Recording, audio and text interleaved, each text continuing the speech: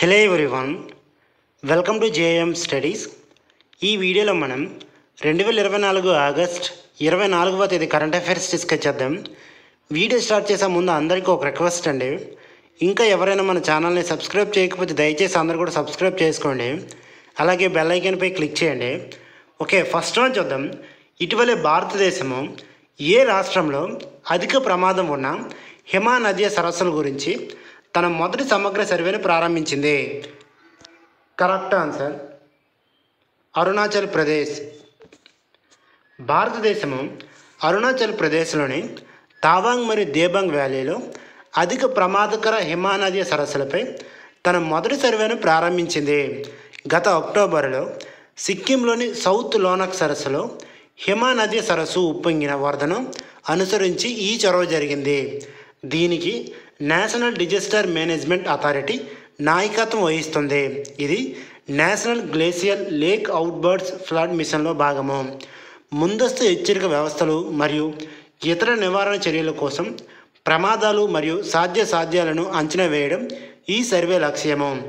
ఇది ముందస్తు హెచ్చరిక వ్యవస్థలు మరియు వాతావరణ కేంద్రాలను ఇన్స్టాల్ చేయడానికి సరస్సు ప్రాప్యత, జియో కోఆర్డినేట్లు, సరిహద్దులు, ఎలివేషన్ మరియు భూ వినియోగ నమూనాలను అంచనా వేస్తుంది. నెక్స్ట్ వన్ చూద్దాం. ఇటీవలే భారతదేశంలో సీప్లేన్ కార్యకలాపాలకు మార్గదర్శకాలను ఏ మంత్రిత్వ శాఖ ప్రారంభించింది? కరెక్ట్ ఆన్సర్ పౌర విమానయాన మంత్రిత్వ శాఖ. భారతదేశంలో సీప్లేన్ కార్యకలాపాల కోసం కేంద్ర పౌర విమానయాన మంత్రి కొత్త మార్గదర్శకాలను ప్రారంభించారు. మంత్రి ఓడాన్ వెర్షన్ 5.4ను కూడా ప్రవేశపెట్టారు. రద్దు చేయబడిన మార్గాల కోసం తాజా బిల్లును ఆహ్వానించారు. రీజనల్ కనెక్టివిటీ స్కీమ్ ఓడాన్ 2016లో రిమోట్ లేదా అన్సర్వర్డ్ ఏరియాలకు ఎయిర్ కనెక్టివిటీని మెరుగుపరచడానికి ప్రారంభించబడింది. సీప్లేన్ కార్యకలాపాల కోసం ఆర్సీఎస్ క్రింద వయోబిలిటీ గ్యాప్ ఫండింగ్ను పొడిగించడం కీలకమైన నిబంధనలు ఉన్నాయి. మార్గదర్శకాలు నాన్ షెడ్యూల్ ఆపరేట్ పర్మిట్ ఫ్రేమ్వర్క్ను అనుసరిస్తాయి. ఇది ప్రస్తుతం హెలికాప్టర్లకు మరియు సీప్లేన్లకు కూడా ఉపయోగించబడుతుంది. నెక్స్ట్ వన్ చూద్దాం. ఇటీవల వార్తల్లో కనిపిస్తున్న దుంబూర్ డ్యామ్ ఏ రాష్ట్రంలో ఉంది? Correct answer Tripura. గుమ్టీ నదిపై త్రిపురలోని డుంబూర్ డ్యామ్ను తెరవడం వల్లే తూర్పు బంగ్లాదేశ్లో వరదలు సంభవించాయని విదేశీ వ్యవహారాల మంత్రిత్వ శాఖ ఖండించింది. గుమ్టీ నది భారతదేశంలోని త్రిపురలో ఒక పరిధి నుండి ప్రారంభమయ్యే సరిహద్దు నది. ఈ నది బంగ్లాదేశ్ గుండా ప్రవహించి దౌడకండి దగ్గర మేఘన నదీ వ్యవస్థలు కలుస్తుంది. నెక్స్ట్ వన్ చూద్దాం. మొదటి జాతీయ అంతరిక్ష దినోత్సవం థీమ్ ఏమిటి? కరెక్ట్ ఆన్సర్ చంద్రుడిని తాకినప్పుడు జీవితాలను తాకడం. భారతదేశము తన మొదటి జాతీయ అంతరిక్ష దినోత్సవాన్ని ఆగస్టు 23, 2024 జరుపుకుంది.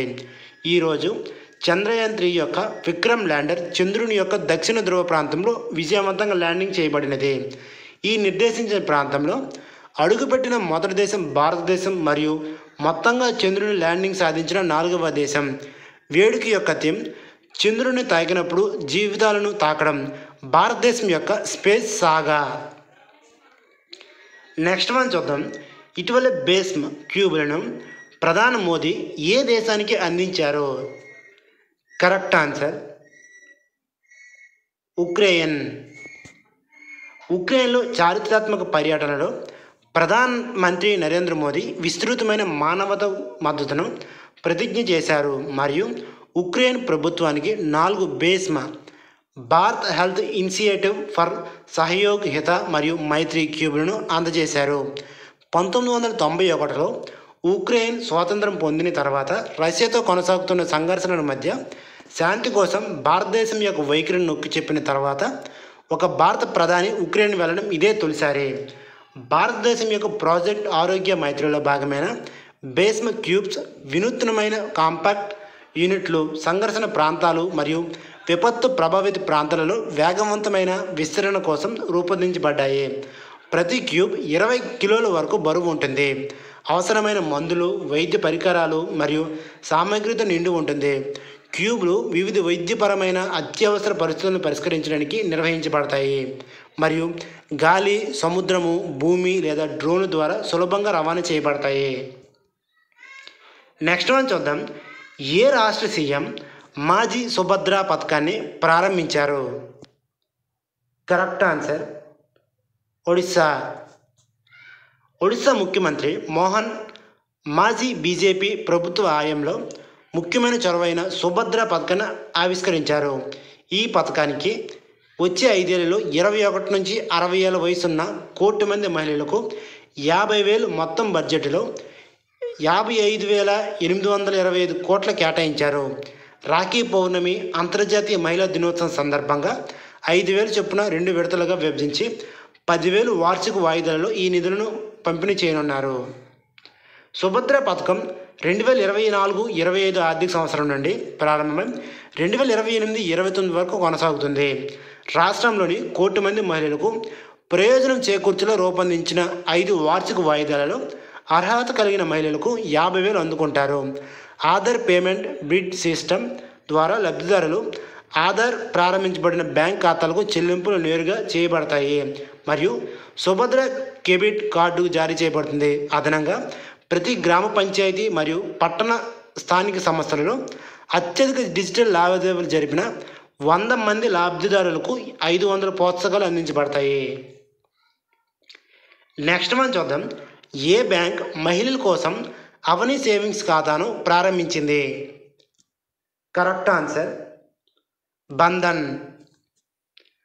ఆగస్ట్ 22-2024న బంధన్ బ్యాంక్ తన వ్యవస్థాపక దినోత్సవాన్ని జరుపుకుంటూ మహిళల కోసం ప్రత్యేకంగా రూపొందించిన పొదుపు ఖాతా అవనిని ప్రవేశపెట్టింది.